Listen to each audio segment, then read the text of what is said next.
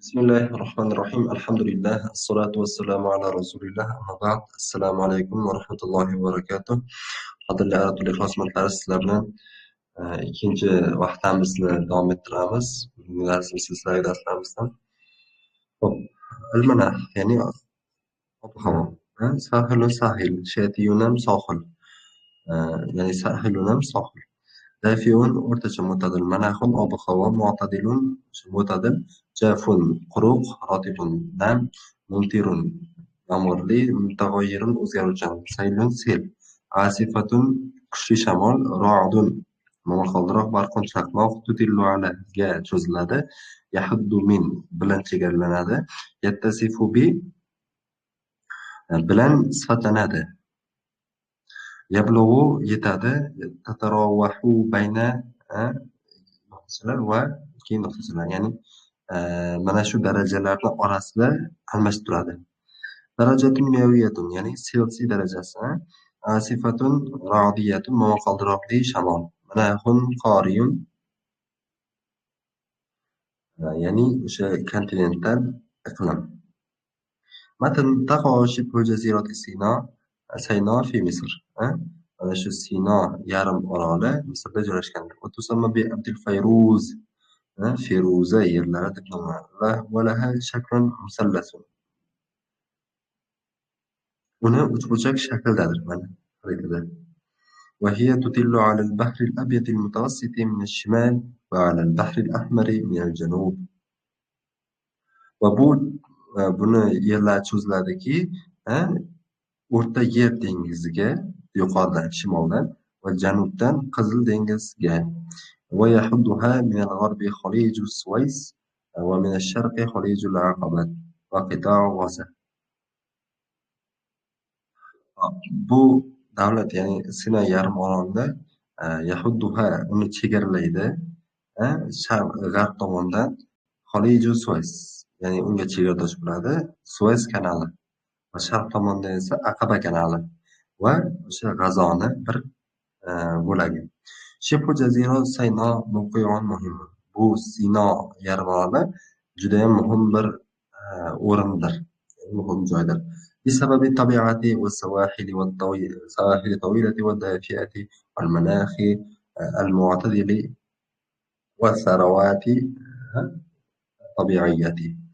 Bu nima uchun muhim deyapti desa, shuni sababidanki tabiati va sohillar, uzun sohillari, ya'ni va o'sha iliqligi va havosini ham mo'tadilligi va tabiiy boyliklar tufayli.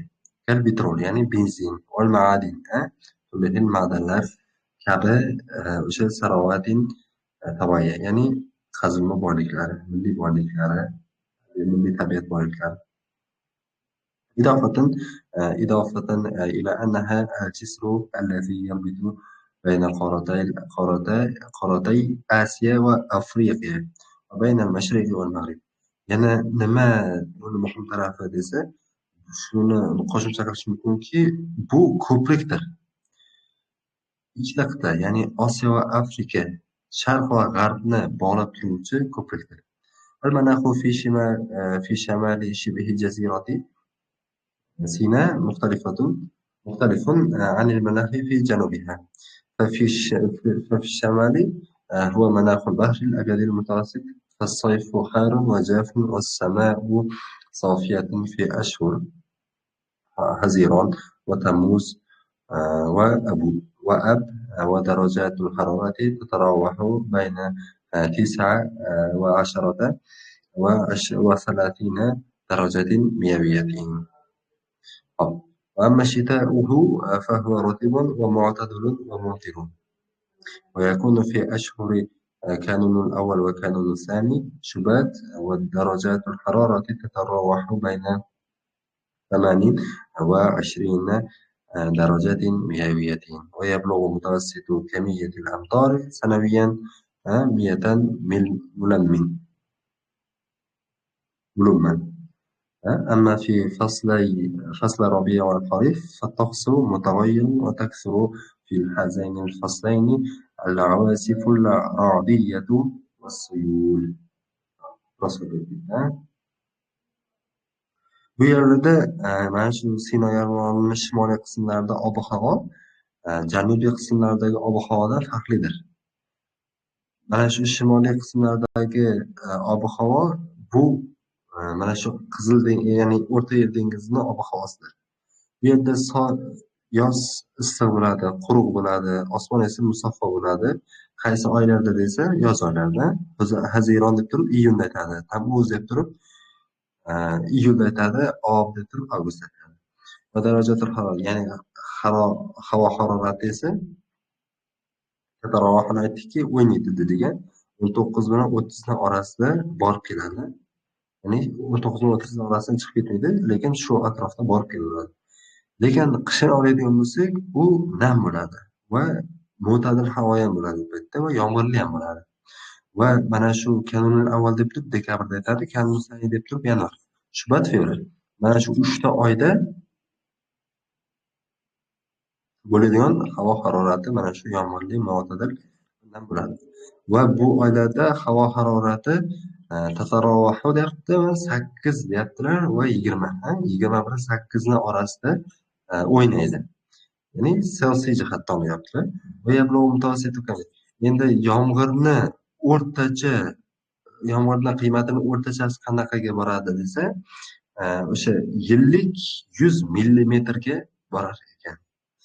Lekin mana bu Robiya deb turib bahora, xorif, kuz. Kuz va bahor oylarida havo harorati o'zgarib turadi. Mana shu ikkita faslda avasifa kuchli shamollar, ya'ni momaqaldiroqli kuchli shamollar va sellar ko'p bo'ladi. Ammal manaxu fi janubi Sayna fa huwa sahrawiyyun qariyun. Ya'ni bu yerda janubda aytadigan, Janub Sinoni janubini aytadigan bo'lsak, bu yerda o'sha kontinental sahroviy havo bo'ladi dedilar. Yattasifu bil jafafi wal harorati mu'zamal am. Yilning ko'p vaqti davomida havo harorati o'zini quruqligi bilan va harorati bilan sifatlanadi. Havosi, ya'ni ob-havosi. وتتراوح درجات الحرارة بين 28 و 38 درجة مئوية. Bu yerda havo harorati qanaqa bo'ladi desa, o'sha 28 bilan 38 ning orasida bordi-keldi qiladi. Amma shitauhu fayattasifu bi'a'idani va jafafi. Lekin uni o'sha qishi o'zini mo'tadilligi va havosining quruqligi bilan sifatlanadi. Va tatarawahu darajatul harorati bayna o'sha 50 darajada bo'lsa 50 va 10 darajat 50 va 30 va 20 darajatin miyaviyatin. Ya'ni 15 va 23 Celsius darajalar orasida o'ynaydi. Amma al-amtaru fi hazihi al-mintaqati fa aqallu min al-amtari fi al-mintaqati ash-shimaliyya. Lekin bu yerdagi yomg'irlarni oladigan bo'lsak, tepada 100 millimetr yillik. Bu yerda, ya'ni janubdagi yomg'irlarni oladigan bo'lsak, bu shimoldagi yomg'irlarga nisbatan kamroqdir. Matnimiz shu yergacha edi. Vallohu a'lam bis-savob.